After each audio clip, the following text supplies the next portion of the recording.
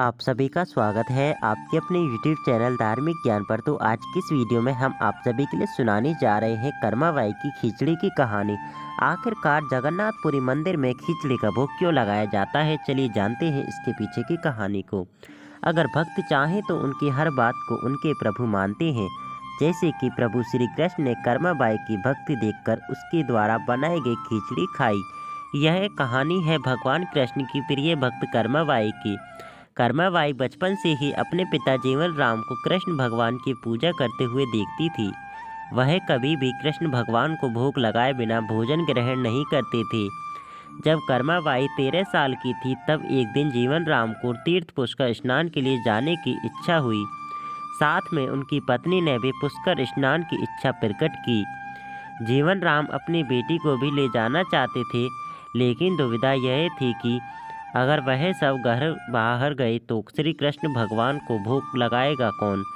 तब जीवन राम ने इस नित्य कर्म की जिम्मेदारी कर्माबाई को सौंपी और कहा कि देखो बेटी, कर्मा सुबह भगवान कृष्ण को भोग लगाने के पश्चात ही तुम भोजन ग्रहण करना।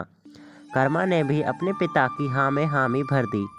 अगले दिन सुबह कर्माबाई ने उठकर सबसे पहले गुड़ और घी डाल के बाजरे की खिचड़ी बनाई और भगवान कृष्ण की मूर्ति के सामने रख दी और बोली, भगवान मैंने आपका भोग रख दिया है, आपको जब भूख लगी तब खा लेना, तब तक मैं घर के काम पूरे कर लेती हूँ। इतना कहकर कर्मा अपने घर के कामों में जुट गई। काम करते करते बीच बीच में आकर देखने पर जब कर्मा को पता चला कि भगवान ने अभी तक खिचड़ी नहीं खाई है, उसे संदेह हुआ कि शायद खिचड़ी में घी और गुड़ कम है, इसलिए भगवान कृष्ण भोजन ग्रहण नहीं कर रहे हैं। तभी कर्माबाई ने खिचड़ी में थोड़ा गुड़ और घी मिलाया और मूर्ति के सामने बैठ गई। वह बोली, भगवान मेरे पिताजी जब खिलाते हैं तब तो आप खा लेती हो, तो अब क्यों नहीं खा रहे। और अभी तो पिताजी बाहर गए हैं, उन्हें आने में बहुत दिन लगेंगे। जब तक आपको भोग लगाने की जिम्मेदारी मुझे दी गई है, इसलिए जब तक आप भोजन नहीं खाएंगे मैं भी कुछ नहीं खाऊंगी।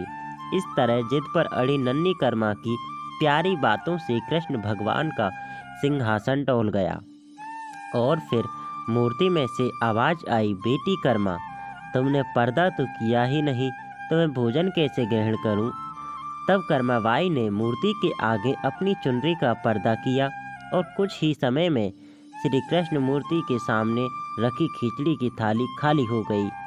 अब कर्मा रोज सुबह सबसे पहले कृष्ण को बाजरे की खिचड़ी खिलाती और बाद में खुद भोजन ग्रहण करती। कुछ दिनों बाद घर लौटने पर कर्मा के माँ और बाप भी कृष्ण की लीला देखकर दंग रह गए। इस तरह कर्माबाई ईश्वर कृष्ण के निश्चय भक्त बन गई। अपने जीवन के अंतिम दिनों में कर्माबाई भगवान जगन्नाथ की नगरी जगन्नाथपुरी में एक कुटिया में बस गई थी। वहाँ पर एक दिन कर्माबाई की कुटिया के सामने एक तेजस्वी कांति वाला बालक आया और उसने कर्माबाई से कहा, मुझे भूख लगी है माँ, खाना दो। उस वक्त भी कर्मा अपने भगवान कान्हा को खिचड़ी का भोग लगा रही थी। कर्मा ने उस बालक को भी खिचड़ी खिलाई और उसके बाद से वही बालक हर रोज़ कर्मा के हाथ की खिचड़ी खाने आता था। यह सिलसिला कई वर्षों तक चलता रहा।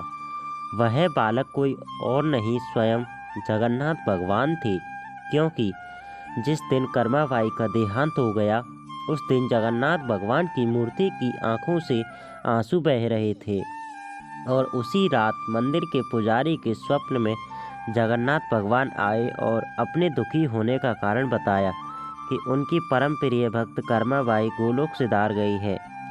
मैं रोज़ सुबह उसके हाथ की खिचड़ी खाता था, अब मुझे खिचड़ी कौन खिलाएगा।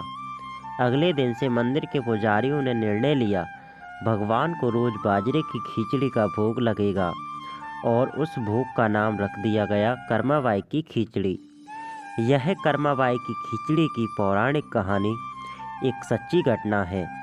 इससे हमें पता चलता है कि यदि हम अपने भक्ति भाव से प्रभु की सेवा करें तो अवश्य ही हमारे प्रभु हमारी हर इच्छा को पूरी करते हैं।